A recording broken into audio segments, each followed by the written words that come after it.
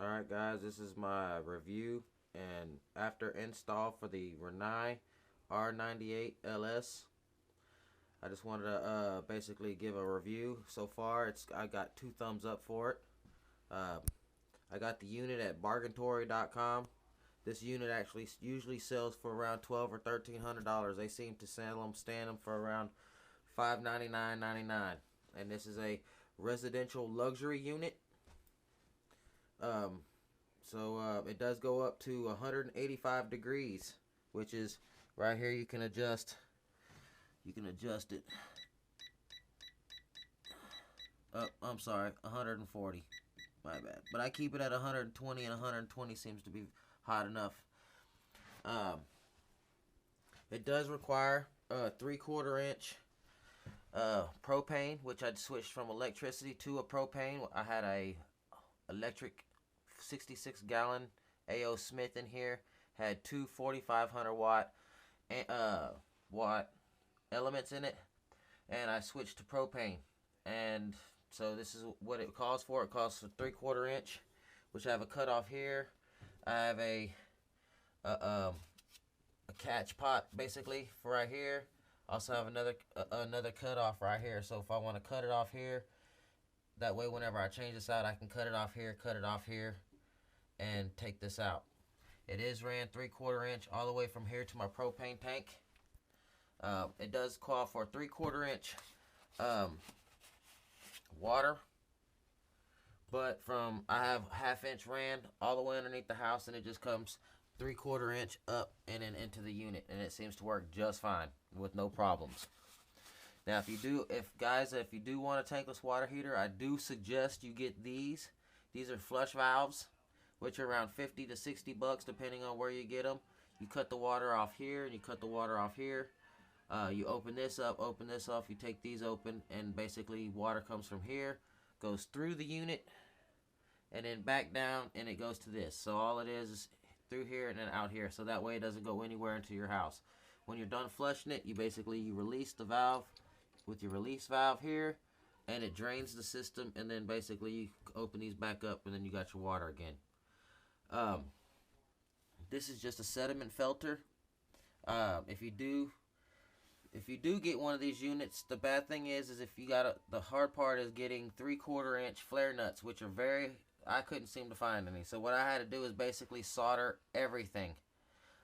Shark bites, I suggest, if you're gonna put one of these on here, that way you can solder here, and then you can just pinch into the thing. That way you don't melt any of this when you're installing the unit, because this is really, it's plastic, it'll melt. Okay, then my cutoff valve here for my water. Now this just goes to basically goes to the other side of the wall, and it goes to an old washing machine outlet, whatever. So that's behind this wall. But whenever it comes to the tank, I do suggest this. I mean, I've saved over $120 in electricity each month, which is good.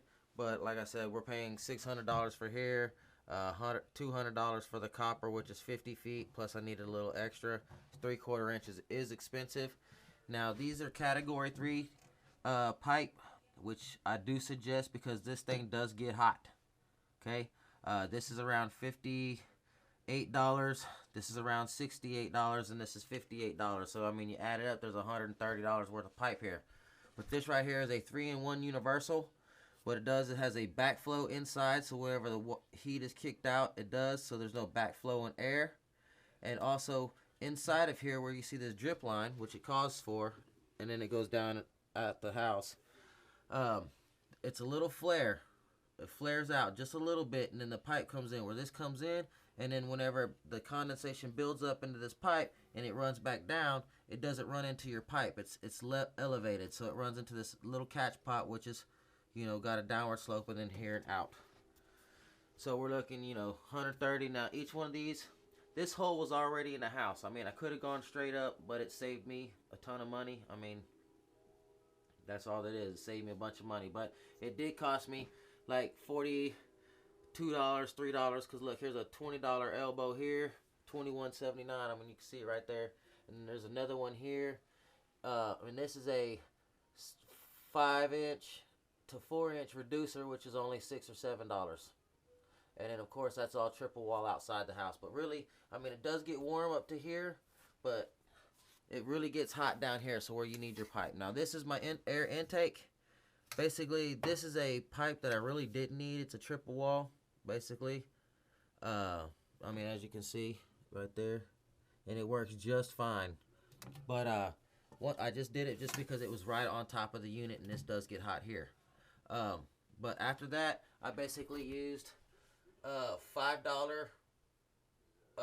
piping that you crimp together, and you put it together yourself. Comes in a sheet, really, and then that goes all the way out the house. I needed like 4 or 5 of those because I have a tall roof. And then, of course, once you get out there, you'll want 2 90s to where it does like this. So when your air comes in, it goes up and like this. Because when it rains, you don't want rain to get into your pipe at all. You do not want water in your unit whatsoever, or it's done. But my total install basically was probably around, I don't know, $1,100, $1,200. But I've had it for 6 months, 7 months, well, maybe 8, because I put it in on the 7th month, and here it is going on the 2nd month of the next year. So that's about 8 months. And so I've saved 120 times 8. That's $1,000 right there. So in the 8 months that I've had it, it's paid for itself, pretty much. And it's going to keep paying for itself. So now it's free any month after today. But I do give 2 thumbs up on this unit. And I do suggest it. Bargaintory.com. I'll leave a link in the description if you want to get your own. But that's my Rinnai 98LS. It weighs about 85 pounds, and it is fairly thick. I mean, it is not a skinny unit. I mean, there's my hand. It goes from fingertip to wrist. And it is pretty long. I mean, so, I mean, it's definitely longer than fingertip to elbow, plus a few inches. It's about 85 pounds. Now, I do suggest if you do put a of course, filter on you, I do anything a P5 or better. See here, P5 is what I'm using, and it is pretty good. Basically, it's got the tighter the spin, the more dirt it gets out. Just remember that. And every 2 months, these things are brown. And I do change them every 2 months. Even if they look that they could go another month, I change them out anyways. Because you do not want buildup in your unit. Every 6 months, they say that you should do it. On most of these machines, they have an indicator which lets you know when it needs to be flushed. But that's up to, of course, you. Most people just do it once a year. And that's without them being indicated. But there are hardcore Rinnai users out there that say that they've never flushed their unit. And they've got hard lime and calcium and all that extra stuff, well water, blah, blah, blah. Hey, more power to them. That's, you get what you pay for. Just remember that. Well, thank you guys. And I hope you enjoyed the video.